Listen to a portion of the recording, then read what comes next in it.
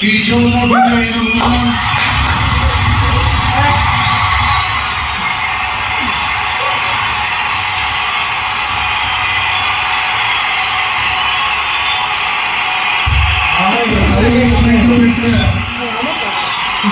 இந்திய அரசியல் அமைப்பின்பால் உண்மையான நம்பிக்கையும் மாறா பற்றும் கொண்டிருப்பேன் என்றும் இந்திய நாட்டின்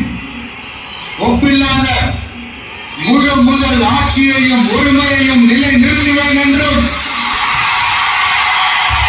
தமிழ்நாட்டு அரசின் முதலமைச்சராக உண்மையாகவும் உளச்சான்றின்படியும் என் கடமைகளை நிறைவேற்றுவேன் என்றும் அரசியல் அமைப்பிற்கும் சட்டத்திற்கும் இணங்க அச்சமும் ஒருதலை சார்பும் இன்றி விருப்பு வெறுப்பை விலக்கி பலதரப்பட்ட மக்கள் அனைவருக்கும் நேர்மையானதை செய்வேன் என்றும்